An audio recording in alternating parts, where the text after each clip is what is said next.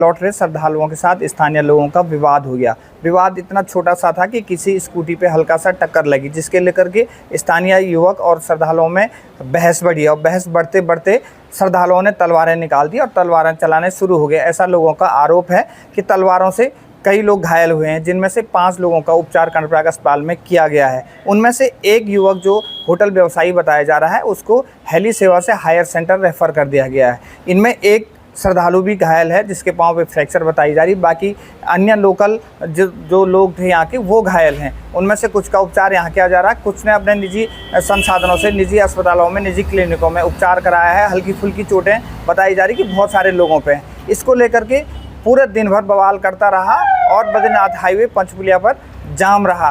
करीब 1 बजे DM Chamoli, SP Chamoli मौके पर पहुँचे और उन्होंने लोगों को समझाने का प्रयास किया, जिसके बाद लोग समझे। लोगों को ये आश्वासन दिया गया कि इस मामले में उच्च स्तर पर कोई कार्रवाई की जाएगी।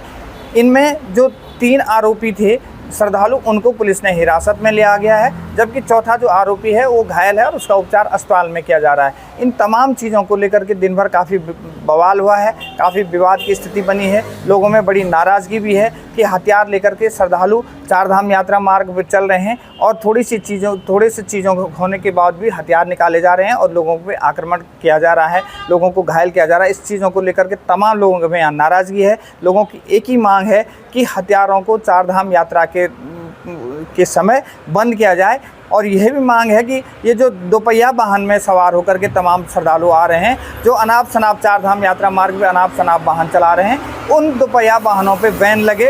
ये चीज़ें सारी लोगों ने पुलिस और प्रशासन के सामने रखी, जिस पे कार्रवाई करने की बात की गई। अब देखना यह है कि इसमें आगे कितनी कार्रवाई की जाती है। जो आरोपी हैं उनको पकड़ लिया गया है, उन पर कार्रवाई कर रही है, लीगल कार्रवाई जो भी बनती है उन पर सख्त कार्रवाई कर दी जा रही है। सब जाम खुल गया, जहाँ जाम 2 जगह लगा था, जो कृष्णा होटल के सामने था वो खुल गया था, पंचपचेश्वरी मंदिर पे इसको खुलवाया जा रहा है। जल्दी इसे रूटीन में कर दिया जाए। मैं जब अपनी गाड़ी पार्किंग करने के लिए वहाँ पे गंगा दर्शन होटल के सामने आया, अमृत स्वीट शॉप के सामने, अभी भी मेरी गाड़ी वहाँ पे मौजूद है। तो वहाँ पे रावत जी का रेस्टोरेंट है,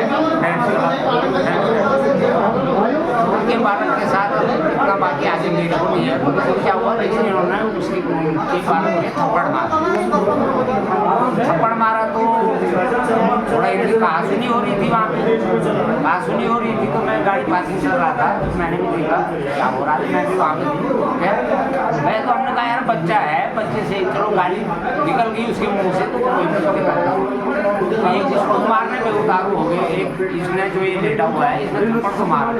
उसके बाद ये जो है वो उसमें बिल्कुल हावी हो रही है। तो हमने कहा यही बोला कि बच्चा है, बच्चे से गलती से निकल के मुँह से ही गलत सब करें गाड़ी की, ठीक है। इतना बड़ा हाथ ही नहीं है कि गाड़ी की मैंने आप मार सकते हैं बच्चों, लेकिन ये माने नहीं। और ये जो है इसके साथ जो अभी थाने में बता रहे हैं कि थाने में है, उसने सीधे से तलवार निकाल के और तलवार लहराने लग गया, मैं काट दूंगा, मैं ये कर दूंगा, वो कर दूंगा, बना दूंगा, ठीक। और सीधे मैं तो बीच बचाव के लिए बीच में गया यार, मैंने कहा उसने जो है ये मेरे हाथ पे भी ये फ्रैक्चर हो रखा है, पूरा कटा हुआ है, हड्डी तक फ्रैक्चर है, ये कटा हुआ है, ये मेरे यहाँ कमर पे तलवार मारी, ठीक। और पूरी उसने जो ही सामने आया, इनके दोनों ने तलवार निकाल के और पूरी तलवार ऐसे लहराने दी जैसे कि यहाँ कोई बड़ा युद्ध चल रहा हो। जाम खुल गया है, क्या आश्वासन दिया गया, इस तरह की घटना को रोकने के लिए किस तरह से प्रशासन आगे काम करेगा? देखिए, आज सुबह कर्णप्रयाग क्षेत्र में कुछ श्रद्धालु जो हेमकुंड साहिब की यात्रा से लौट रहे थे, उनके और स्थानीय हमारे कर्णप्रयाग के व्यापारियों के बीच एक विवाद हुआ, जिसमें श्रद्धालुओं के द्वारा हथियारों का प्रयोग करते हुए हमला किया गया, जिसमें हमारे 4 लोग घायल हुए। उनमें से एक जो थोड़े अधिक घायल थे उनको हमने हेली के माध्यम से देहरादून भेज दिया है, बाकी 3 की स्थिति सामान्य है। साथ ही जो 4 लोग थे उनको तत्काल कार्रवाई करते हुए यहाँ के लोगों के द्वारा और पुलिस के द्वारा उनको पकड़ के उनके खिलाफ विधिक कार्रवाई, कठोरतम विधिक कार्रवाई गतिमान है। और जो ट्रैफिक बाधित की घटना हुई थी उसमें मेरे और एसपी साहब के द्वारा लोगों के साथ वार्ता की गई, उनके आक्रोश को सुना गया और उसमें कठोरतम कार्रवाई उन व्यक्तियों के खिलाफ करने का आश्वासन दिया गया जिन्होंने ये घटना की है। और उसके उपरांत ये ट्रैफिक की बाधा समाप्त हो गई। ये सरदार लोग अभी यात्रा पे चल रहे हैं आजकल, तो क्या ये राव जी के बालक से शायद इनका कुछ ऐसी गाड़ी इनके सामने ले आए थे, राव जी के सामने, वो बालक के सामने, तो क्या हुआ कि एकदम से सामने से गाड़ी लाने में थोड़ी हल्की फुल्की गाली गलौज हो गई। ये 3-4 लोग थे और इन्होंने बाइक से रोक करके उस पर बिल्कुल हमला कर दिया, उसका पेट में, उसके सर में तलवार मार दी। उसके बाद इनको रोका गया, घेरा गया, तो इन्होंने पूरे भीड़ पे ही जो है तलवार चला दिया, इसमें जो कि मेरे हाथ में भी लगी है।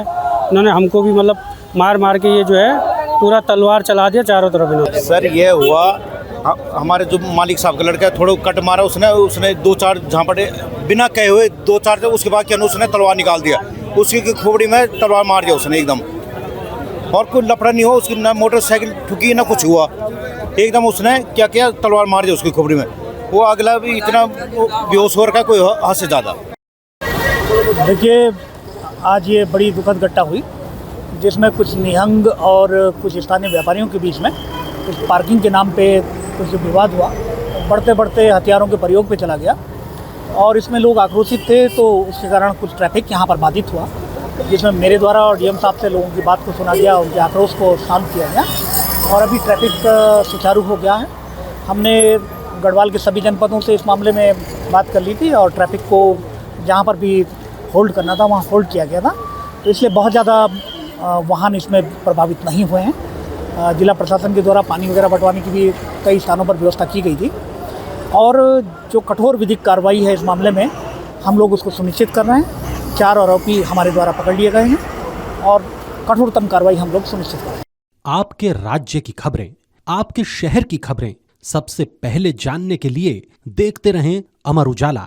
चैनल को सब्सक्राइब जरूर कर लें और पाएं हर अपडेट।